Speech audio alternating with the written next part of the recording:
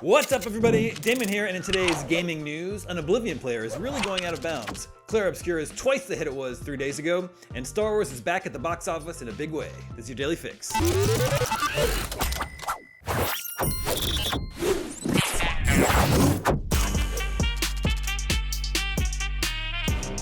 The Elder Scrolls IV Oblivion Remastered is set in Cyrodiil, the province in Tamriel, home to the Imperial Empire. It is a fantasy setting packed with enough quests to keep even the most dedicated adventurer busy for hundreds of hours, but that hasn't stopped some from probing the invisible barrier of its border for cracks and even exploring the regions beyond.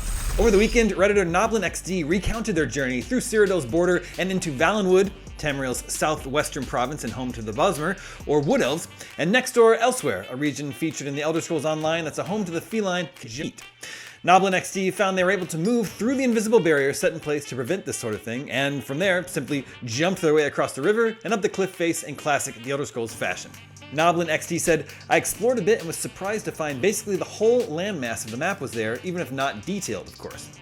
Valenwood itself is a barren area devoid of life, cities, NPCs, or even trees. There are a number of graphics and environmental issues GnoblinXD ran into while exploring here, which you'd expect given the developers of Oblivion Remastered never intended it to be explored in the first place.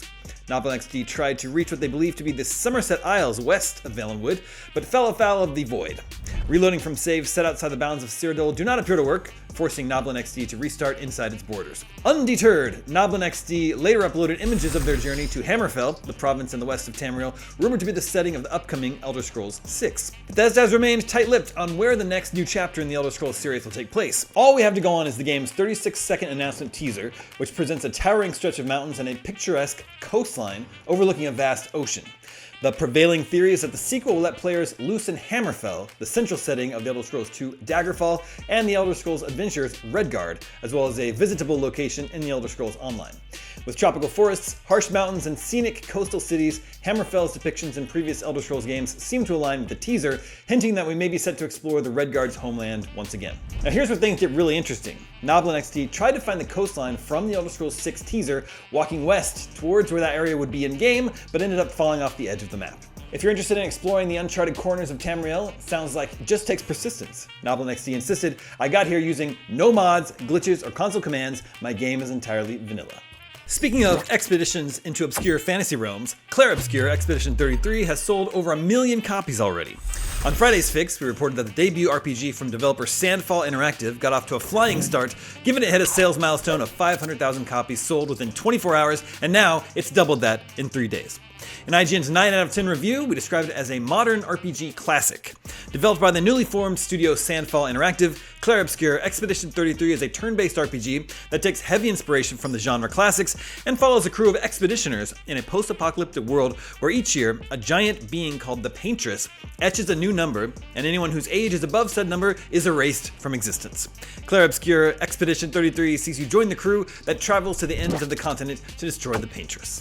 Somehow, Palpatine returned to theaters. This weekend, Star Wars Episode 3 Revenge of the Sith celebrated its 20th anniversary with a theatrical re-release, which was a massive success, raking in $25.2 million in North America alone. That was enough to debut in second spot in this week's domestic box office chart, behind only Sinners' impressive $45 million second week haul. I saw Sinners, by the way. It's very good. Revenge of the Sith's box office might be meager by new release standards, but makes it one of the top grossing re-release weekends in history, behind Star Wars A New Hope's $36 million from the 1997 special edition release, and The Lion King's $30 million from its 2011 3D release. Adding in $17 million taken internationally, Revenge of the Sith's re-release brought in a huge $42.2 million at the global box office, clearly demonstrating the demand for Star Wars movie re-releases. Or maybe just Star Wars movies in theaters, period. It's been a while since we got one of those. Star Wars Episode 3 is the final chapter in George Lucas' epic saga and reveals how Anakin Skywalker became Darth Vader. Spoilers.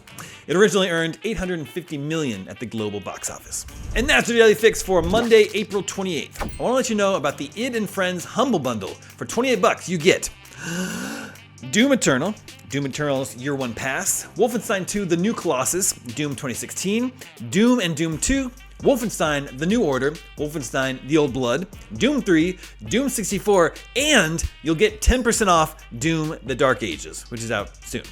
As always, your donation goes to a good cause. You can get in on this deal at humblebundle.com. I'm Damon Hatfield, and for all your video game news, stay tuned to IGN.